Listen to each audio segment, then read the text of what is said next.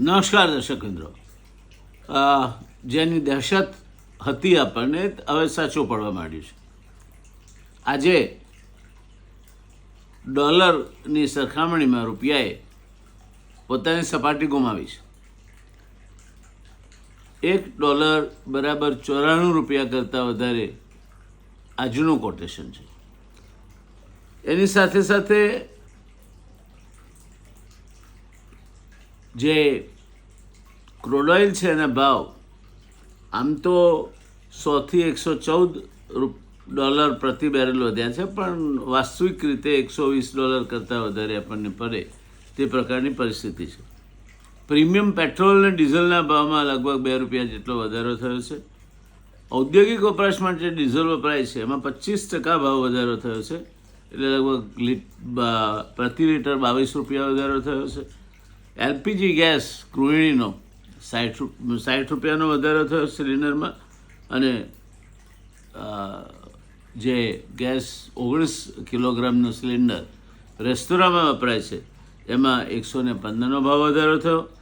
સીએનજીમાં સીધો વધારો નથી, પરંતુ ગુજરાત ગેસે ઔદ્યોગિક સેક્ટરનો પુરવઠો 50% કરી નાખ્યો છે. સામાન્ય પેટ્રોલ ડીઝલ હજુ સ્થિર છે, કારણ કે ભારત પાસે 25 દિવસના ક્રૂડના રિઝર્વ છે, અને મિડલ ઇસ્ટ સિવાય અન્ય સ્ત્રોતો 70% જેટલા વધાર્યા છે. પરંતુ યુદ્ધ લાંબુ ચાલે તો આ ભાવ પણ વધી શકે છે. દોસ્તો, ગુજરાત પર આની શું અસર?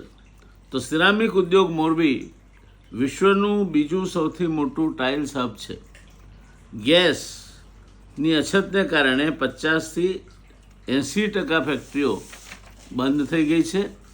ગુજરાત ગેસ અને IOCLએ સપ્લાય બંધ કર્યો છે.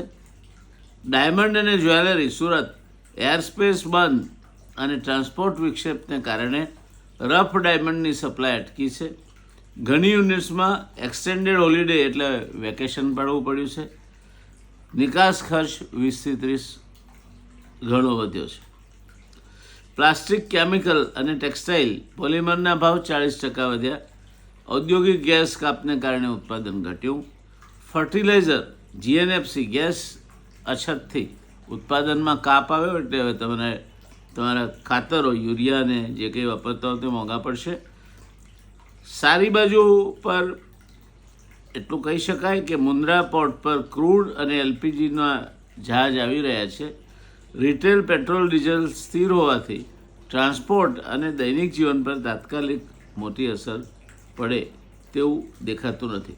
તો દોસ્તો, એક વાત સમજી લેવાની કે જ્યારે ઉર્જા એટલે કે એનર્જીના ભાવ વધે ત્યારે દરેક વસ્તુના ભાવ વધે ને મોંઘવારી વધે.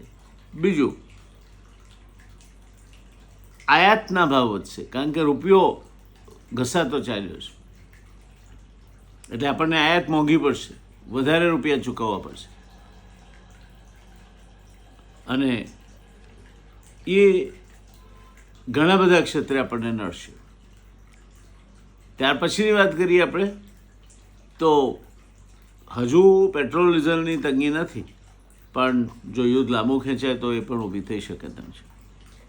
એટલે ઈરાન સાથે જે અમેરિકા અને ઇઝરાયેલે યુદ્ધ માંડ્યું છે,